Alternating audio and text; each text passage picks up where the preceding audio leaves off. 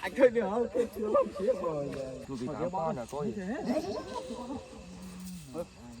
Ô này vậy anh. Ô đây cơ mà.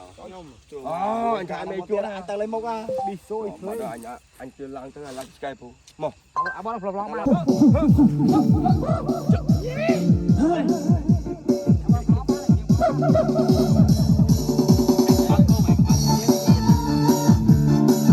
Nó đừng bật lạc ở bên đó tới đâu rồi.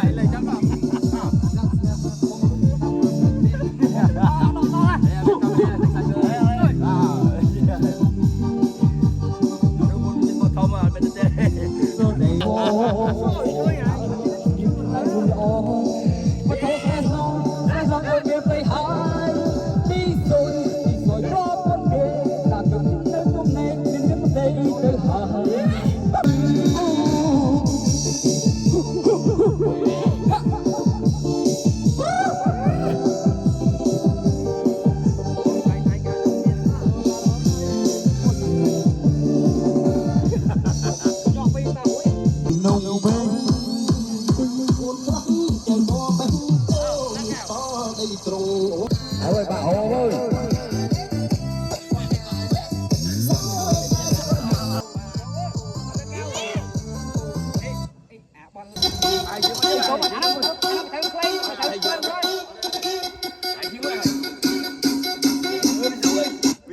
Chiêng à bọt lấy đây không? Nên chiếng bơi. Lấy đây à?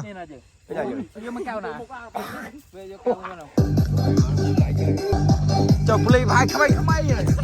Cả play. Hai chỉ nó cho vui cái hai gì trời ơi. Anh biết rồi. Ai đã mang bay đây đừng quay mà anh chân rồi lại anh mai anh nhá này anh. Nhưng mà hai phát ra đó. Anh nhá đây mang.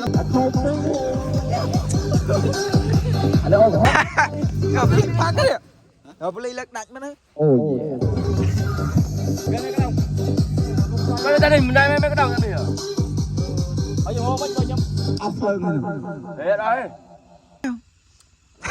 Mồm mồm.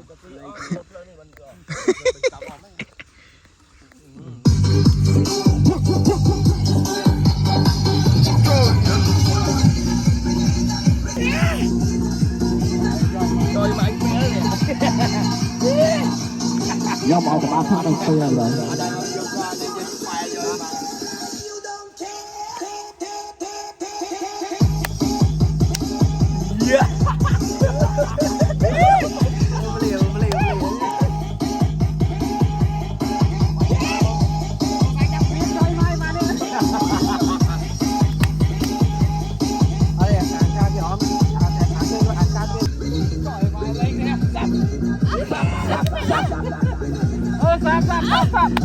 Stop.